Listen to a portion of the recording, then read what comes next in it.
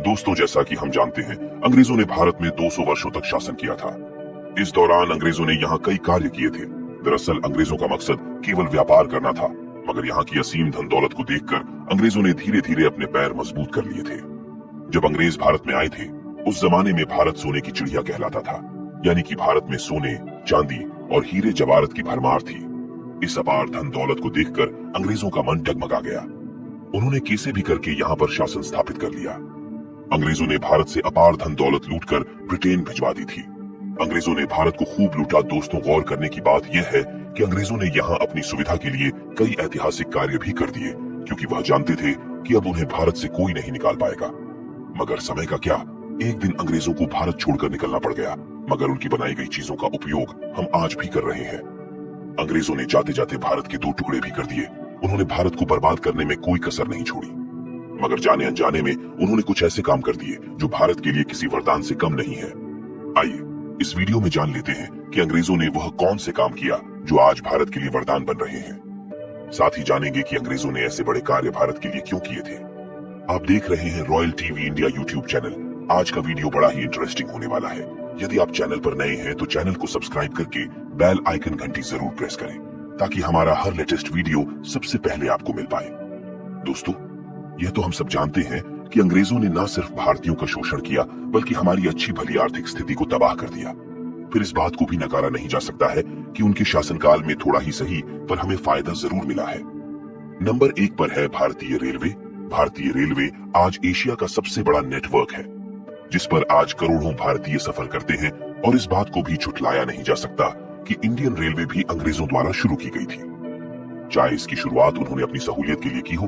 भारत में पहली रेल 16 अप्रैल 1853 को चली थी।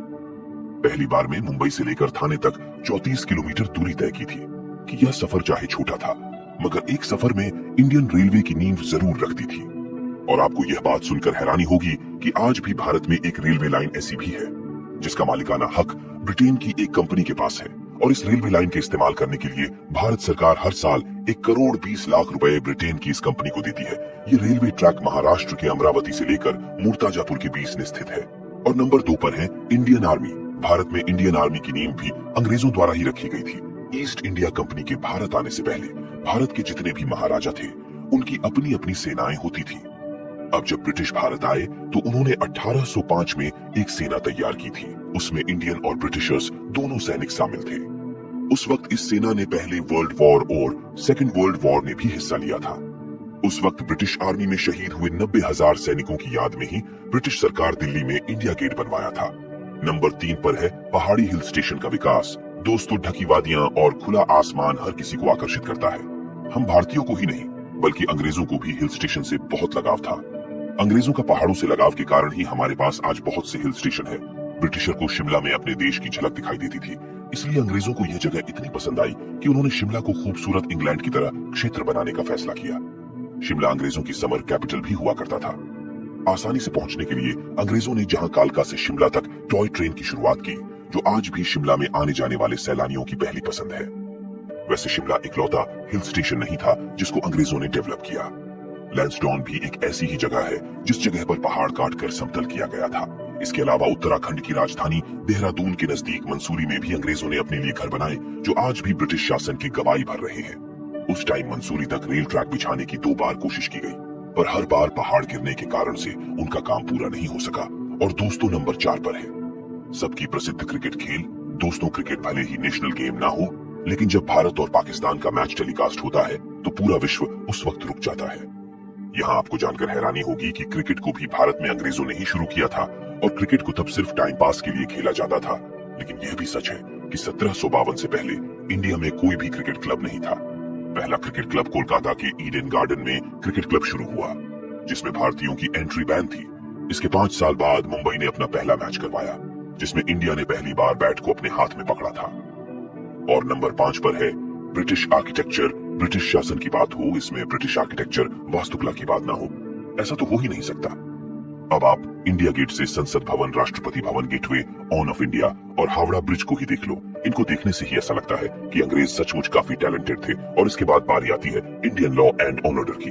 कहने को तो भारत 1947 में ही आजाद हो गया था, पर हमारे सिस्टम में अभी कुछ ऐसे कानून है जो अंग्रेजों के जमाने से ही चल रहे हैं।